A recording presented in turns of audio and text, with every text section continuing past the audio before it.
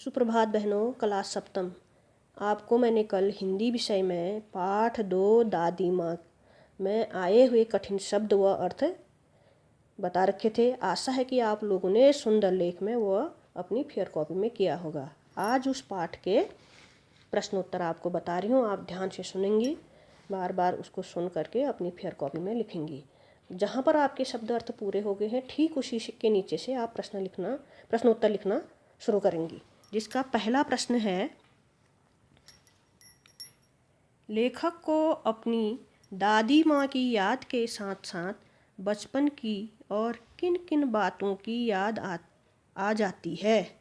लेखक को अपनी दादी माँ की याद के साथ साथ बचपन में और किन किन बातों की याद आती है। इसका उत्तर है, जब लेखक को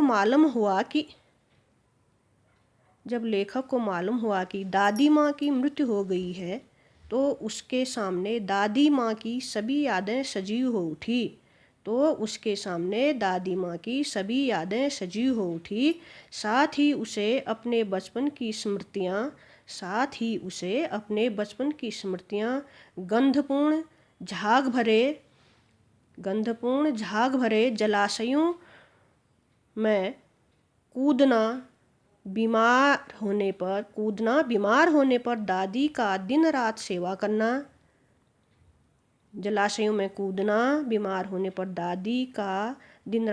करना, किशन भैया की शादी पर औरतों द्वारा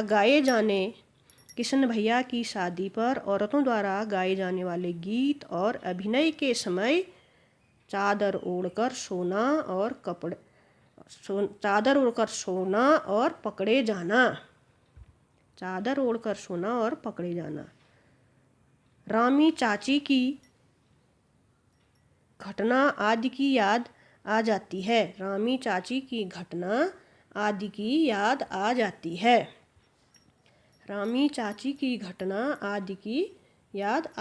है। ये पहला प्रश्न है, इसका उत्तर ये है। अब अगला प्रश्न लिखेंगे। अगला प्रश्न ये है, दादी की मृत्यु के बाद लेखक के घर की आर्थिक स्थिति खराब क्यों हो गई थी? दादी की मृत्यु के बाद लेखक के घर की आर्थिक स्थिति खराब क्यों हो गई थी? इसका उत्तर है, दादा की मृत्यु के पश्चात लेखक के घर की आर्थिक स्थिति खराब हो गई थी क्योंकि उनके पिताजी ने दादा के श्राद्ध में दादी माँ के मना करने पर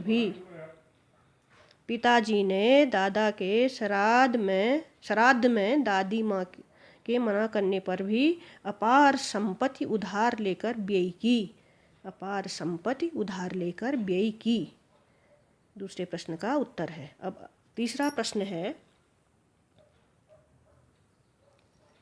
दादी माँ के स्वभाव का कौन सा पक्ष आपको सबसे अच्छा लगता है और क्यों?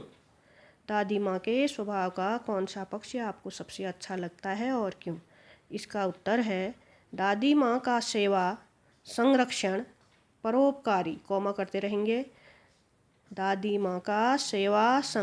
परोपकारी व सरल स्वभाव आदि हमें सबसे अच्छा लगता है, क्योंकि उन्हीं के कारण ही वे दूसरों का मन जीतने में सदा सफल रहीं। पूर्ण विराम। अगली लाइन से लिखेंगे, लेखक के बीमार होने पर दादी द्वारा उसकी सेवा करना, रामी चाची की बेटी की शादी पर उसके घर जाकर उसकी सहायता करना, वह पिछला ऋण माफ करना, पिताजी की आर्थिक तंगी देखकर दादी की निशानी सोने का कंगन उन्हें देना आदि दर्शाता है कि दूसरों की सहायता करना वे अपने जीवन का कर्तव्य समझती थी। आज इतना ही है, इसके शेष भाग अगले दिन पढ़ाएंगे। आप इस काम को सुंदर लेख में अपनी फेयर कॉपी में करेंगी।